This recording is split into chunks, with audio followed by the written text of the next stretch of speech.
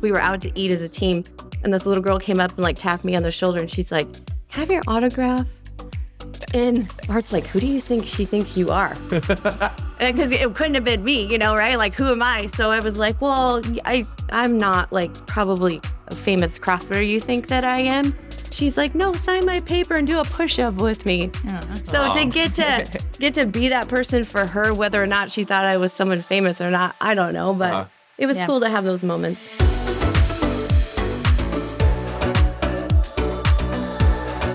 Welcome to Fitter Every Day, the show where we break fitness into bite-sized bits to help make you fitter every day. Today, we are joined by Madi and Amy Boyd. They are two athletes who have done a fair bit of competing in their CrossFit lifespans. And they've also gone from being competitors to being, let's just do the open for the fun of it. So while we are in the middle of the open, we figured might as well ask what the difference between the competitive open is and a non-competitive open is. So Madi, Amy, thanks for joining us. Yeah, thanks for having us. So kind of start out of the gate, like how many times have you guys been to regionals? Because for those that aren't familiar, it's open, qualifies for regionals back in the day, and then they kind of changed it a couple times, and now it's sort of back to that same thing. So how many times did you guys qualify for regionals individually or as part of a team? So twice for me, 16 and 18, and both were part of a team. 16 was still 6-person teams, and then 18 was the last year they did regionals, and that was down to 4-person teams. Okay, and then Amy? I've been 3. And I think it was 15, 16, 17. 14, 16, 17. Thanks, Matt is here to keep you on track. There we go. I got you. Gotta not count the injury years in between there. So that's it. So you guys were 3 on, times. Yep. You guys would have been on one team together. Yep. When the 2016 team. And then the rest of them, you had some people and you had some other people. Yep. When you're trying to qualify for something through the open, what is that like? Because I've never done that. Like, I like being good at the open, but if it's a really gnarly workout, I'm like, I'm good. I'll do that Friday Night Lights and I'll call it good. You guys don't quite have that luxury when you are trying to qualify for stuff. So what is that? What is the process like when you are attempting to go into an open week, knowing that you are trying to qualify for regionals? Yeah, I'll start. It's exhausting, like mentally and physically exhausting. Like, you have all this anticipation on Thursdays as you're like waiting for the announcement to happen. And then as soon as the announcement happens, here comes like a flurry of text messages in the group and like, oh my gosh, what are we going to do with this workout? And how are we going to strategize it and everything? And then it leads into trying to strategize it, which for me always turned into Derek Deloy, like with some massive spreadsheet that had all these formulas in it. Kind of feels a little Woody-like. And he would have it all broken down. Like, if you did it this way, like these are the time splits that you need to be at. And it was just this whole like situation of trying to figure out how you personally were going to strategize the workout. And then from there, it was actually executing that workout, and everybody had different ways that they liked to do it. Some people like to do it, Fridays by themselves. For me, it was part of Saturday mornings for us at that time, which is similar to our Friday Night Lights. Like, I needed people around me to feel that and to calm myself down. That's what I preferred. And then after that, it was like, is that enough? Yeah. I don't know. Could I have done a couple more reps? Is it worth doing a couple more reps? Is it not? How did the rest of my teammates do? That kind of thing that you start to play with and figure out if you're going to repeat the workout or not. And it's just, then it's leaderboarding as soon as the, window closes. And hoping that everybody has put in enough scores to know what good is. So Amy, what was your week like in a competitive open week? What was that like? Yeah, to add to that, within the competition as far as like as a team, it was like, well, Madi could take my spot on the team if she scores better than me. So there was some inner competition within the gym as well. Like, if we had 5 good females, we're all buying for a spot on the team. So love you, but I'm going to try to beat you. So sometimes that one extra rep was really worth it. So it was like, do I do it on Friday night? So that way if Madi does it on Saturday and does better than me, kind of a thing. And we weren't really competitive with each other as much. We kind of used each other more to compete with. But at the same time, there was some strategy there as well. Like, it kind of matters where I finish in the team, not only in the world. How would you make the determination? And like, let's say there was a workout that you did have to repeat. You have, I think, a story of repeating a workout once or twice. So how do you go about like the logistics of going from doing a workout and then knowing that it's not or thinking that it's not good enough and then doing it again? I mean, you have to prioritize recovery. I mean, every open workout, especially when you're competing, it's like if you go and do a weekend competition. Like doing an open workout when they come up at the gym programming and stuff is totally different than doing it to compete. Like you don't have all the adrenaline, you don't have all of the stress of that. Like my body was just way more sore than if I just went and did the same workout during class and got the same exact score even. Like my It's just body emotional was just, energy. Yeah. Keep in mind, we were doing 5 weeks of the open back then. Yeah, that's true, So 'cause we that was did before- 5 workouts. This was Yeah. 5 weeks of high stress, high output. Yeah. Oh my gosh, this is terrible. So it's like what on my body is hurting really bad? Did my hands rip off during the workout? Yeah. And do as I well? need them for the Like, next do I one? need them to do this again? So just a recovery and then figuring out when you were going to do it again. You know, did you need all the way until Monday to do it? Can I get off of work to do this Yeah, workout? right. Like, yeah, you know, you had to plan around that and stuff. Or Amy, you repeated a workout once. Okay. So what happens is if you do qualify as a team, they pick one random athlete from your team and they demand a video of that athlete.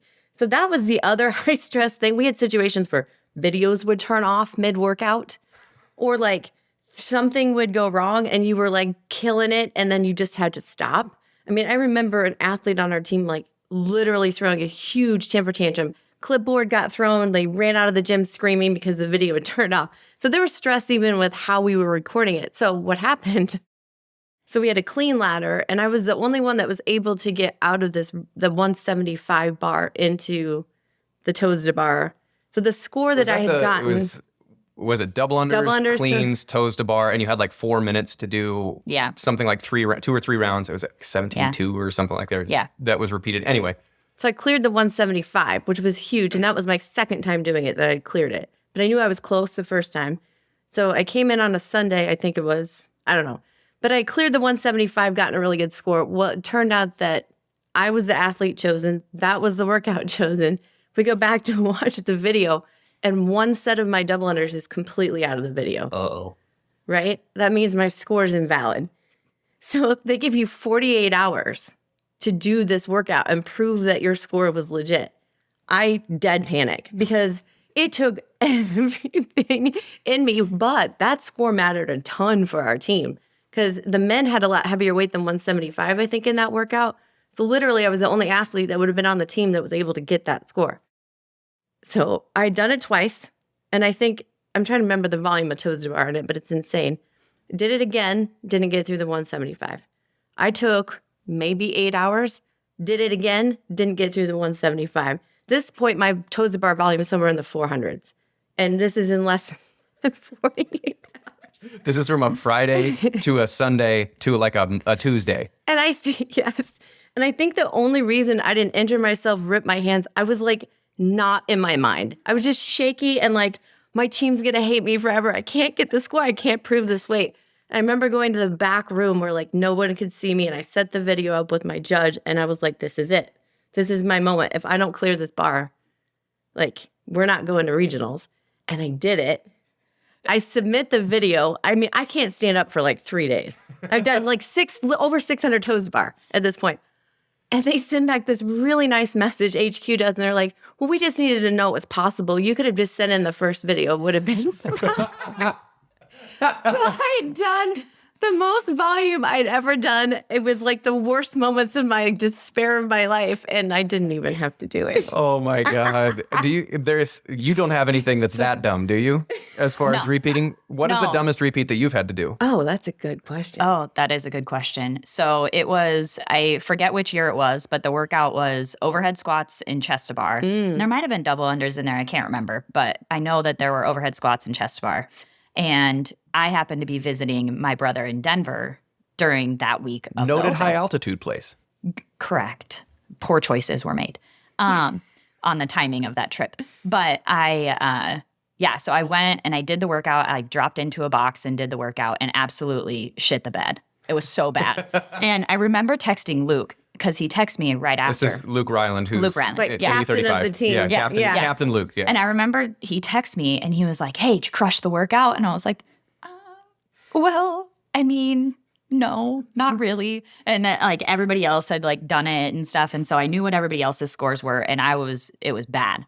And so I actually changed my flight. I wasn't supposed to come back until Monday night, and I changed my flight to come back Monday morning so that I had time to get back to the gym to redo the workout because I was so like mortified that my score was so bad. And so I got off the plane, went immediately to the gym, redid the workout, like literally tore, like my entire palms were just torn off from the chest to bar, and I did like 70-ish more reps. Hey, worth it, man. Worth it. Worth it. Yeah. I mean, at the time, yeah. I rarely repeated workouts because I just felt like for me, most of the time, like my first go, like that's what I had. Unless I like drastically messed something up, like typically on the first go, like that was as good as it was going to be. But yeah, that was the dumbest one that I've ever repeated. And then ended up with no palm skin for a while. Yeah. It's been good enough. Yeah. I think one of the things that's fun about like talking with people that have done the open competitively is that there are a lot of people that have kind of the goal of, they want to do really well in the open and they'll every once in a while repeat a workout. But I don't think they realize like how fine the margin for error is between qualifying and not qualifying. And like at the time when because it was 2015, 2018 was like the years when between the two of you would have qualified. Since then, the open has gotten bigger. Like there's been more people, which means the top 5 or 10% are going to be a higher functioning group of people that have been doing it for longer. Right. So how do you guys, I mean, when you're talking about like leaderboarding, how do you kind of prepare and say, this is how many we need to get in order for this to be functional in qualifying us for it, as opposed to I'm going to do my best? Because it feels like there's a difference in saying, I want to do my best, but if my best isn't 314 reps, then I need to do better than my best. Like, how do you guys determine, like, going into what do you need to get? And was that all Derek, or was that like when you guys talk and just, I'm going to go for it in full send? A little bit. I think we had some guys on the team that I felt like were really good at strategy, and kind of Luke was definitely the captain, like, you can do better, you're going to do better kind of a thing. I think he kind of knew what we were capable of and knew where we could push maybe a little bit harder. Mm-hmm. I remember one workout, it was the last one, and it was thrusters and burpees. Yeah. And he came up and it was like 3-2. And right as it was 3-2-1, he's like, our whole team depends on your score. Go. And there was no point in my mind where I was going to drop the bar or go slow on that workout. But yeah, I think we all kind of knew each other's capabilities. We kind of knew where we could pull a few more reps if needed, or where we just were like, hey, that's as good as it's going to get. I can't clean 175 or whatever it was. So I'm stuck right here. Yeah, sometimes it was pretty clear. But it was hard to leaderboard like during the open, kind of, just because people would wait to put their scores in, right? Until the last minute. If it's Monday, I think Monday at 7 Central is when you have to have everything submitted by. So people would submit it at 6:54 Monday Central Time. Yeah. And just to make sure that you couldn't leaderboard off of them. Yeah. So we were just refresh. Where are we at? Where are we at? And funny that you bring that up, because I think both the years that I went in 16 and 18, when the initial leaderboard was finalized, we weren't in. Correct. We were outside looking in because they took top 30 teams. And so there's been a few different formats. So like how would a team qualify? Like, how is team qualification? For those that aren't super familiar with the open, like explain it to my mom, how you would qualify through the open as a team.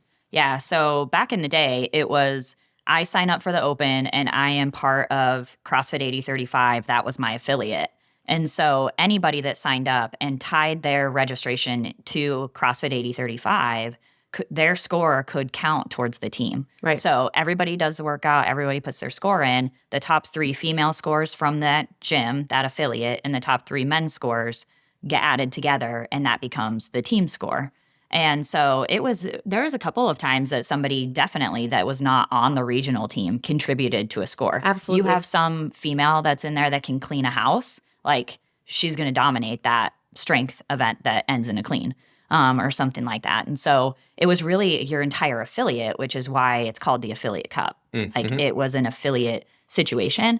And so that's kind of how it went week to week. And then your team goes on the leaderboard, top 30 teams qualified for your particular region. And then how did you determine who was on that team? Is it based on scores, or did you just get a pick? Like Joe, Bill, and Tom were the ones that, for the most part, contributed, but I want to have Jerry on the team. Like you could just pick whoever you want. We just decided blanket. It was the top three.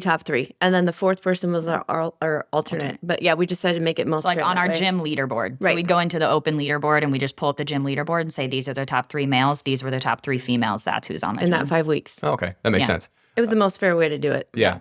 And probably the best way, especially back when there's 5 open workouts, to be able to say, all right, these are probably the best people that are going to compete at the level that CrossFit's going to program these competitions for. Right. Yeah. The only thing that maybe would have changed that, I could say, is like once they released the regional workouts, let's just say that there were ring muscle ups in it and somebody that qualified just couldn't do a ring muscle up at all. Like maybe we would have called an audible and changed And it just up, switch but that up. Yeah. I don't know. And then on top of all of that, so you get your team formed and stuff, well, people could go individual from there, which is what ended up happening. So we were outside the 30 looking in. Well, some of those people decided they qualified for team and by themselves. They pulled out to contribute by themselves. And then Their scores get team pulled lost out their of the score. team's score. So when Right? somebody, their So top if- athletes would go elsewhere and then Yeah, so Gym Up we A went. Gym A is in 28th place and Gym B is in 31st place, and then Gym A's best female athlete, Amanda Barnhart. Yeah. And she then says, I want to compete as an individual. Then Amanda Barnhart's scores no longer can count towards Team team. A's regionals team score. Yeah. So they have to subtract that, which then punches them to 33rd, moves Team 31 up in. So that's how you guys qualified in. yeah, both years. Both that 16 went- and 16 Yeah. for me. Yeah, 18 for you. Yep. So that's for the sake of just following this now. So you qualified for, let's take the 2016 year, because that was when you guys were both Yep. there. So there's at least shared stories. Where was regionals at? And then what was the process between open and regionals like? Oof. Regionals was in Chicago. Did I make that up? Yeah, Chicago. It was hell. Horrible. I'm glad you said Absolutely it that way. terrible. Like everything has to be on point at that point. You don't know what the workouts are yet for a long period of time, so you don't really know what you're training for, but you can start to try to guess. I mean, it's going to be higher skill. It's going to be a lot of heavier synchro weights. stuff. Yeah. Synchro stuff. Just being able to communicate on the floor without actually saying words, and just know your teammates. And so it was a lot of stuff that you did together. I mean, everybody's stressed out. Everybody's body's hurt. Like you're just sore everywhere all the time, So you had to try to prioritize recovery, tried to prioritize nutrition, and things like that just to make it through. But So this is a weird thing. I'm curious on this with a lot of athletes because I've read a couple different accounts of CrossFitters. When you're preparing and you're doing nutrition in that kind of lead up phase, I think it was maybe Christy Aramo was saying that like that's the leanest she gets. And so she's operating, it's still mostly full feed, but like you're not trying to carry extra body weight that you don't need. So you kind of have to eat under your energy threshold, but you are expending a ton of energy. So like when I bring this up because a lot of times people will watch like the CrossFit Games athletes and they'll be like, man, that person's got a 12 pack. Like, okay, one, yes, they're freak athletes. They probably do. But two, that's also them at their leanest at the games.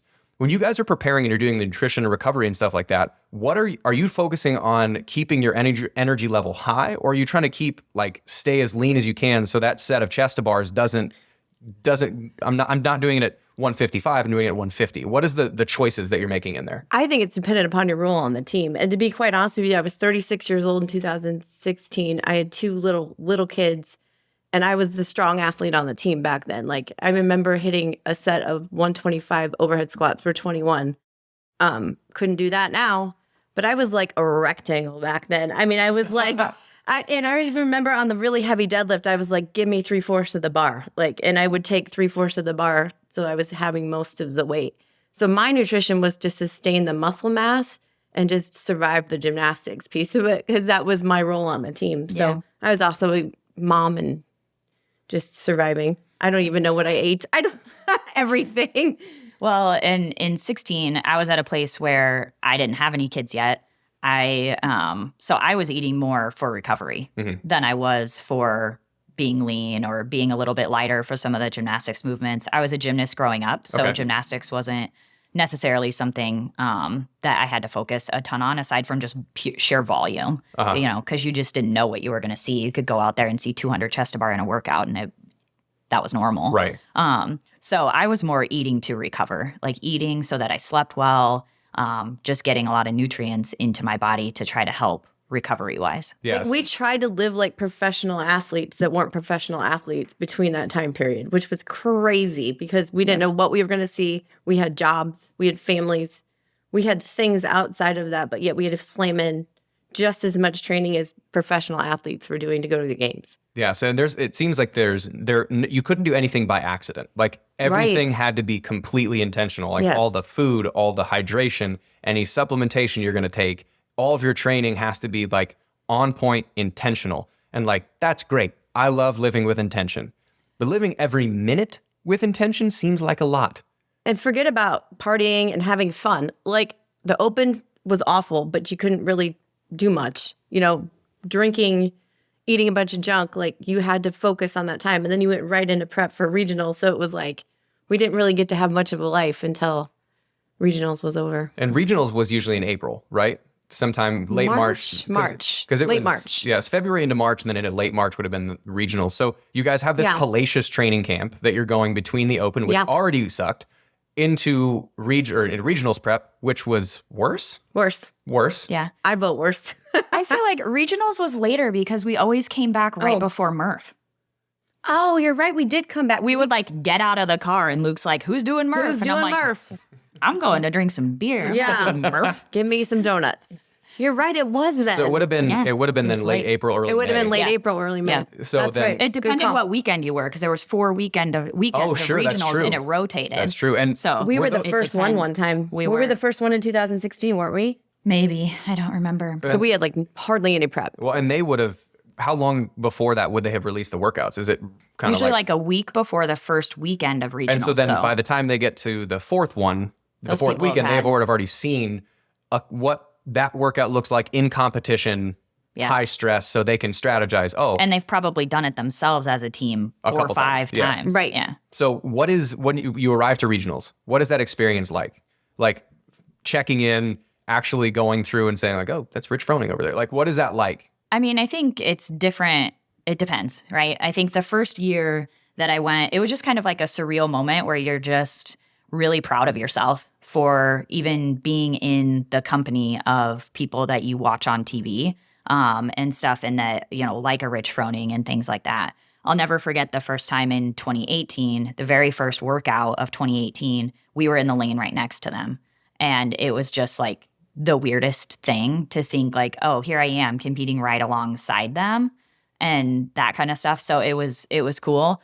But yeah, I mean, I think it's just surreal, and you're just so proud of yourself and your teammates and being there with them and knowing that it's been a joint effort to get to that place. And then you get to enjoy that together as a team and just kind of soak it all in. I think that was always where I was at anyways, was I don't know how this thing's going to go. We could get 30th. I have no idea, but damn it, I made it here and I'm going to enjoy every minute of it. We did get 30th, I think, in 2014. 28th. I wasn't on that team. I think we got 28th. Yeah, you would have been better if Madi was there. Yeah, we would have done better.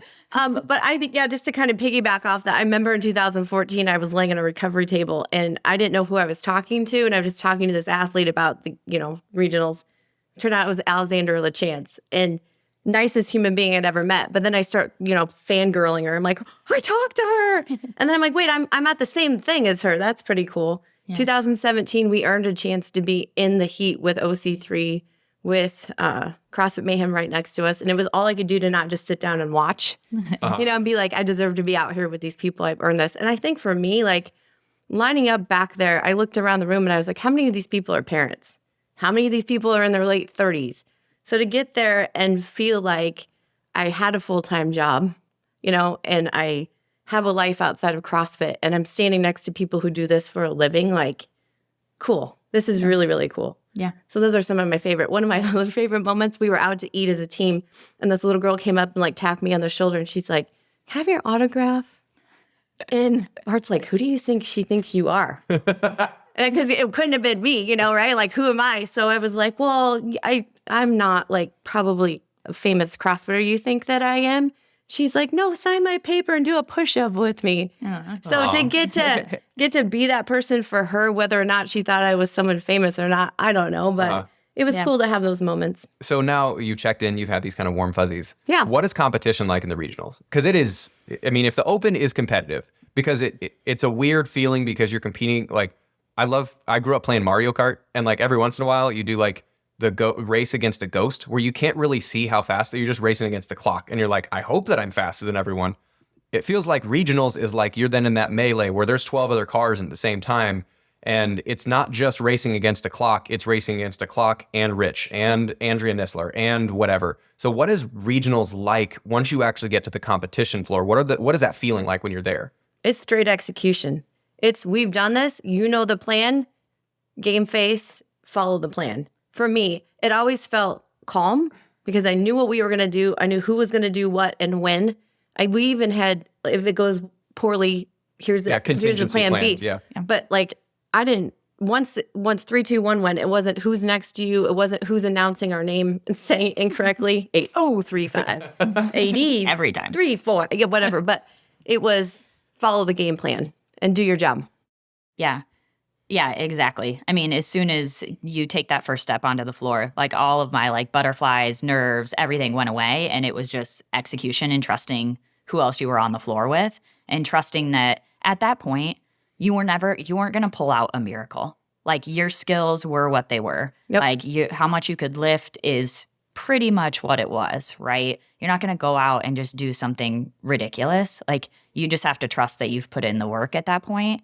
And honestly, regionals always went so fast. And they don't it's not like you sit down and you have hours between workouts. Right. You literally have like 30 minutes. And they're like, good luck recovering from that. And you were kind of before we recorded, there was a workout where you had like 2 minutes to prep for a heavy lift. The first lift was a 135 squat snatch. And I'm in my late 30s and I'm like, hello. So this is what, 2016? This is like 7 years ago now, having 7 years less practice on this movement. Yeah, and when they say line up, it's not like, give me another minute. It's like, get in line or your team's not going to be on the floor. Yeah, super fast pace. Like, because the teams did all of their workouts in the mornings, and there's only 30 teams, and there's, 15 lanes? There's like 2 heats, maybe 3. Uh-huh. I can't remember exactly, but so you hardly had any recovery time in between workouts. Like, you got off the floor, you got back to grab some water or whatever it was, like slug some more pre-workout and get back on the floor. You know what the best part too? We'd go behind stage and like Sarah Sigma's daughter was literally getting her hair done.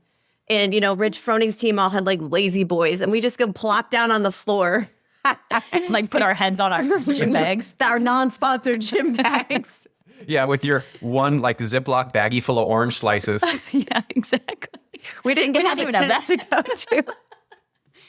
So yeah, our recovery between was a little different than the other teams that were there. You guys were along for the ride once you actually got there. So yeah. I don't know. Yeah. There was. It feels like though, when you're approaching a workout. I mean, you guys talked about strategy, and they released the workout a week before and whatever. But it also feels different because they can do some weird shit at regionals because they assume if you're good enough, I've broken down this math before for the Open. Let's say there were 400,000 people, which is not an exaggeration for Open qualifying. Mm-hmm. Let's say 50-50 for half and half. So there's 200,000 people that are women that are doing the Open. Let's say of that, there's 100,000 that are actually trying, like that are just they want to do well. In that 100,000, there's 4 regionals in the US and maybe 2 or 3 in Europe, 1 in Australia or something like that. And there's 30 teams. Each team has 4 people. So there's 120 people that are going to be in each regional. So it's like the top 1/3 of 1%. So they figure if you're in the top 1/3 of 1% of CrossFitters, you're probably ready to handle some stuff. So let's do some weird shit. So what was some of the weirdest stuff that you guys had to do that you could not do anywhere else competition-wise that you did do at regionals? It's got to be the 6-person worm. Yeah. Like the longest thing ever, and each thing was a different weight. Each section was a different weight. Mm-hmm. And at that time, we never heard of one, seen one. Well, and at that time, you couldn't even buy one. No. Like Rogue wasn't selling them in 2016. It was a new implement. So literally nobody owned one. Right. So we sewed one. We had Jenny Coleman sew us an outside of it. Hey, shout out Jenny. Yeah. She rescued us, but we put a bunch of stuff in there and tried to weight it. Sandbags. It's like a teddy bear somewhere in there. Oh, it was like the jankiest thing. It probably still exists somewhere. Probably. But yeah, no one had ever, short ropes. Yeah. No one had ever seen a short rope. We were like, what do you mean it's off the floor? What do you mean I have to leg lift first? Yeah. Like, what's that And look like? 2018 was even more so. So that was the first year that they had the handstand walking ramp with the stairs. Yep. Let me tell you about the death trap that we built to try to prepare for that. Like, I'm surprised we didn't. Like skateboard parks would be like, no. We're like, no, we're on our hands. Yeah, yeah. Luke built it out of wood, and which in theory, okay, what else would you build stairs out of? But they were like this skinny. They were like this, like you couldn't even fit a hand on it. And then they were like this steep. And so we'd get to the top of this ramp, which took us like 3 weeks to figure out even how to do that. And then you got to the top and you're looking down over these stairs. At like a and you're 60-degree angle. Yeah, you're like, I am literally about to die. Where's the alternate? We almost like it was so unreal. Like we had almost lost some limbs and like eyeballs on that thing. It was Not bad. as like original, but like we never been on an assault runner. Yeah. And all of a sudden that came out and we were like, who has an assault runner? We found some random Crave gym in West Des Yeah, Moines. it had like a woodway, which is similar. Yeah. Called the Virtual, owner yeah. and was like, hey, here's the situation. Can we please come try? And I don't know how many times we almost shot off the back of that Yeah. trying to figure that out. Trying to figure that out. Yeah, those are weird because if you get going too fast, like stopping is really you hard. will fly off the back. Like slowing Legit. down is really It hard. really is. Those Yeah. are horrible. But you know, it's so funny that you bring that up because I remember that workout was the very first workout in 2018. It was overhead squats, and then you had to go up the ramp, down the stairs, up the stairs, down the ramp on your hands. And it was the most surreal moment because it was that workout. We were right next to Rich and his team, and we all get done with the overhead squats. Derek kicks up straight over the first one, straight over the second one, didn't come down. Kyle's looking at me and kind of like, what just happened? And Kyle kicks up straight over the first one, straight over the second one without coming down. And I'm looking at Meredith like, what is actually happening right now? I kick up straight over the first one, straight over the second one, didn't come down. And I'm looking over at the lanes next to us, and we're like miles ahead of everybody. And it was like those surreal moments where you realize you're not just amongst some of the best in the world, but you belong there. I won't mention how the rest of the workout went because it was a little downhill after that.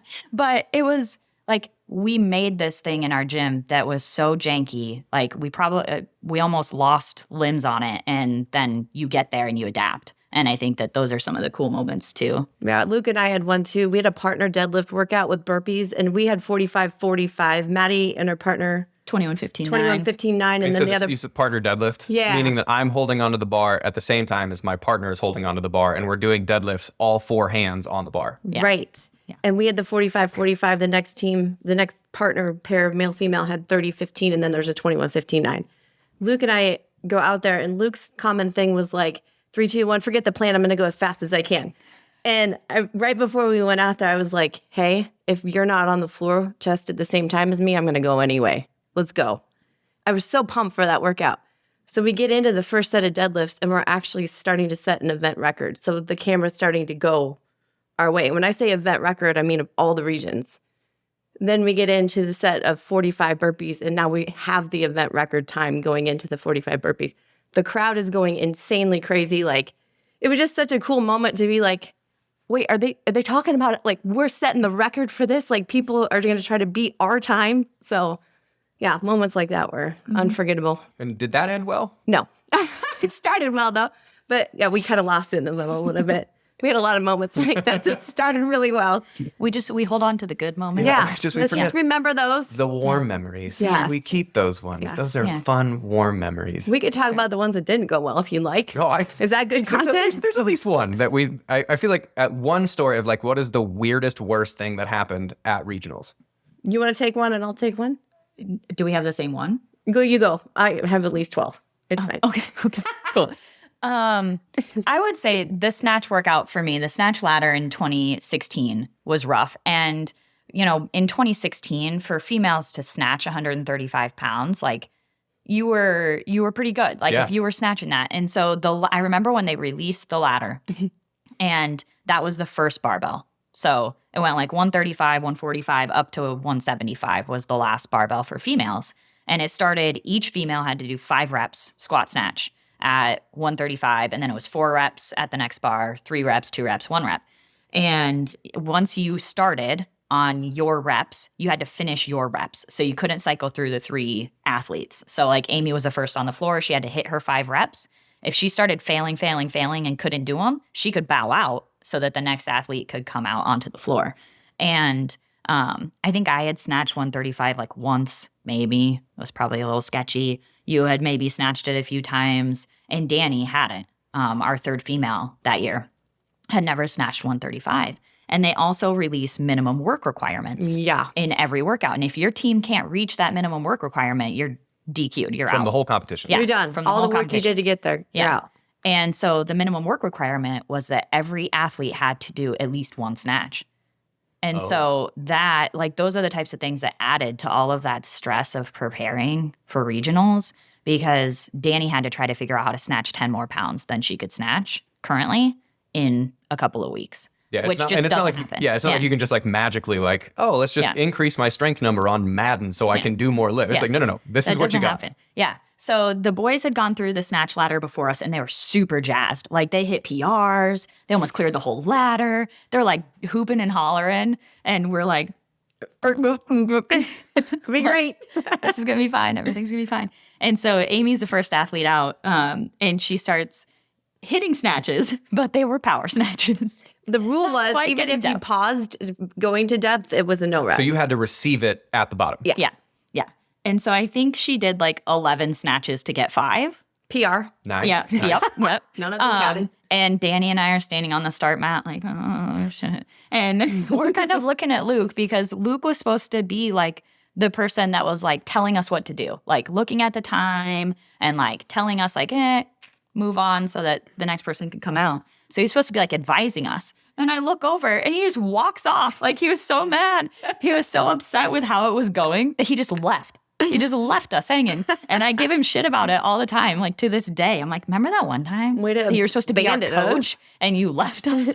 But Amy finished hers. I finished mine. Danny hit a few. So she got that minimum work requirement. baby. Minimum work requirement. Yeah, but that was rough. That was so rough. And we're like looking down the lanes, and all the other females are just like throwing the weight up and moving on to the next bar. And we're like, we belong here. Never though. would have guessed 135 would be opening weight. I remember doing Granite Games in 2011 or 12.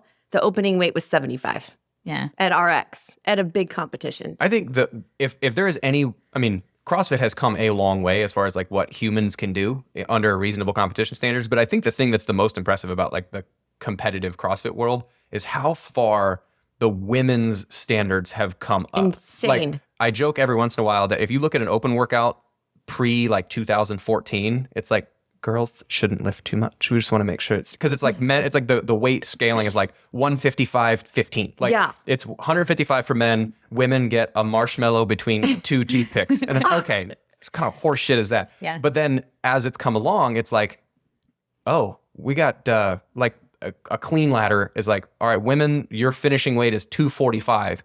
Depending on the competition, you might have 2 or 3 women that get there. Like, I remember, I mean, it's the games, but like, I remember watching Amanda Barnhart power clean 225. And it's like, wait, 7 years ago, no one thought that a woman could do this. And now you're just power cleaning and walking off like nothing happened. Yeah. Yeah. My story. So we had the very last workout of regionals in 2016 had thrusters and rope climbs. Some athletes had to do legless. Some athletes had to do regular. And then the weight, I think, on the barbell was different. Yeah. Depending on where you went within the workout. End of regionals, I am dead. Mind you, I had hit that set of 21 overhead squats unbroken. My legs are not functioning. And thrusters are my jam. I go up for like the first rope climb and I can't even bend my legs. It's just, I'm done. So I get finished with my thrusters. Somehow I get through the rope climbs. And I have to jump over all the barbells from our athletes to get to the finish line. All I have to do is finish. And I go to jump and nothing happens. And I don't even clear the... It's not like the barbell's bouncing like the videos either. It's just right there on the floor. And I fall over it. And we were in a pretty decent lead at the time. The camera's on us. And I do like a straight scorpion somehow. I broke these 2 fingers that are still not right. They're both crooked. And my pants fall down. But I had the mindset of I have to finish. So as I'm scorpion falling, no legs, pants down, I'm trying to pull my pants up and roll to the finish line. Yeah. But the whole crowd was cheering. And they were cheering for us because they were talking about us. And you could hear a collective, oh. as my white butt was there. I was still standing on the start mat because we were down by where the ropes were, and the men went after us. And it was like one athlete got released at a time. And so I'm standing there, and I just hear Luke behind me. Oh shit! Where's she? And I'm like trying to keep my mind right and try not to laugh because I was so nervous for that workout. Yes, so you nervous were. for that workout, which is another one of my Your biggest highlight, I think. biggest highlights was that workout for sure. Yeah, it was. Thrusters were 21-15-9, and then I had to do 3-2-1 legless rope climbs. And I had practiced that workout probably 5 times leading up to regionals, and I could not finish the last legless rope climb. Like I would just peter out. Like that was where I couldn't do it. I tried so many different combinations of how to break the thrusters to try to save my arms and like all that stuff. And so I remember I looked at Luke on the start mat and I said, "Don't yell at me." I said, I know exactly what I need to do. I'm going to watch that clock. I know how much I need to rest. Like I've tried this workout 5 times now. If I'm going to get through it, I know how I'm going to do it. So I was like, don't yell at me. Don't and speed me literally up. it was like the rope on the rig and the start mat right there. So they were standing right there every time. And then my friends, my females were so far away. I know.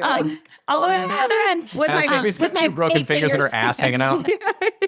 Yeah. But I remember finishing that workout and I touched the rail on the last legless rope climb and I'm running towards the finish. Her and Danny are crying and they're like waiting for me on the finish mat. And like, yeah, so that was a really cool moment. And awesome. I remember Luke going, she's doing it. Like I can hear him like whispering to Kyle and Derek, like, I think she's going to do it. She's going to do it. Yeah. So that was cool. We had some good moments. Yeah. That's a cool moment. And it's cool because like you talk about how gross and awful the open is.